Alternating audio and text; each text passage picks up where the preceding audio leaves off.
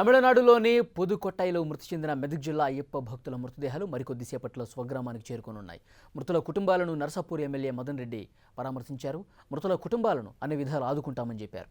ఈ విషయంపై మరింత సమాచారం తెలుసుకుందాం. మా ప్రతినిధి పివి రావు అందిస్తారు. తమిళనాడులోని పుదుకొట్టై ప్రాంతంలో జరిగినటువంటి ఘోర రోడ్డు ప్రమాదంలో మెదక్ జిల్లాకు సంబంధించిన 4 గ్రామాలకు చెందినటువంటి అయ్యప్ప భక్తులు ఏదైతుందో తమ యొక్క మొక్కులు తీర్చుకుని తిరుగు ప్రయాణంలో పుదుకొట్టైలో జరిగిన ప్రమాదంలో మృతి చెందడం జరిగింది.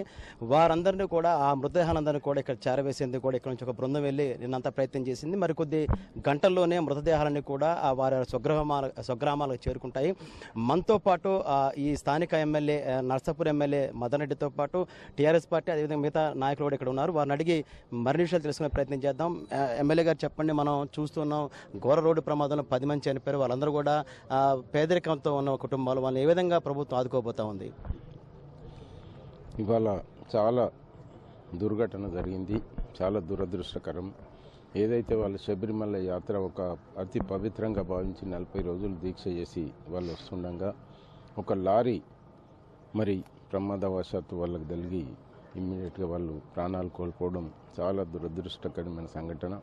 అది తెలిసిన వెంటనే మేము దిగ్భ్రాంతి చెంది వెంటనే వారి దగ్గరకు వచ్చి మరి ఇక్కడి నుంచి ప్రభుత్వ పరంగా మా కలెక్టర్ గారు కూడా ధర్మారెడ్డి గారు మరి చాలా చొరవ తీసుకొని కూడా అక్కడి కలెక్టర్ గారితో మాట్లాడి ఇక్కడి నుంచి కూడా ఒక ఎంఆర్ఓను, సర్కిల్ ఇన్స్పెక్టర్ని, మా జిల్లా అధ్యక్షుడిని కూడా స్వయంగా అక్కడికి పంపి వాళ్ళందరినీ క్షతగాత్రులను ఈ శవాలను తీసుకొచ్చడానికి కూడా మేము వెంటనే ప్రయత్నం చేసి మరి ఒక్కొక్క శవానికి ఒక్కొక్క వ్యాన్ పెట్టి కూడా వాళ్ళు 10 మరి అంబులెన్సులలో కూడా ఇక్కడికి తీసుకురావడం జరుగుతున్నది.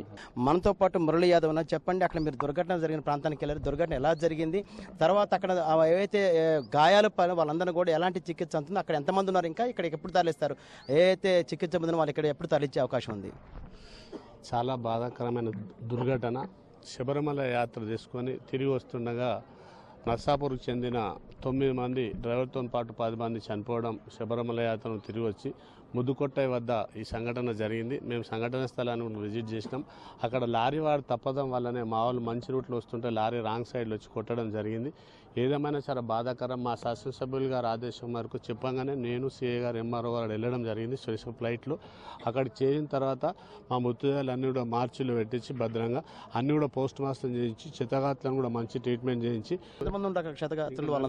నా 4గురిని కూడా రేపు మధ్యాహ్నానికి ప్రయాణం చెప్పి చెల్లుండి వరకు వాళ్ళు కూడా వచ్చేస్తే వాళ్ళకి ప్రాణాపాయం ఏం లేదు, కాబట్టి ఫ్రాక్చర్స్ ఉన్నాయి కాబట్టి కొంచెం రెస్ట్ అవసరమని ఉంచడం జరిగింది. క్షతగాత్రులు వెంబడి ఎందుకని చెప్పేసినాం. ఏదేమైనా మా ప్రభుత్వం అన్ని రకాలుగా కూడా ఇవాళ శాసనసభ్యులు గారు కానీ, ఎంపీ గారు కానీ, మంత్రి హరీష్ రావు, కేటీఆర్ అందరూ కూడా ముఖ్యమంత్రితో పాటు అందరు స్పందించి ఆ ప్రభుత్వంతో మాట్లాడి మంచి హాస్పిటల్స్ ఇచ్చి నిజంగా కూడా తెలంగాణ ప్రభుత్వం తీసుకున్న చర్య వల్ల తమిళనాడు ప్రభుత్వం ఏదైతే సహకరించిందో పూర్తిగా కూడా Tamil Nadu police and doctors and government thankful. ఎవరైతే మృతుల కుటుంబాల్లో వారికి మాత్రం అన్ని రకాలుగా ప్రభుత్వం అండదండలుగా ఉంటుంది. అదేవిధంగా ఎవరైతే క్షతగాత్రులు వారందరికీ కూడా ఆధునిక చికిత్సలు అందించేందుకు కూడా మేము ముందుంటామని ఎమ్మెల్యే గారు చెప్పే పరిస్థితి మనకు కనిపిస్తూ ఉంది.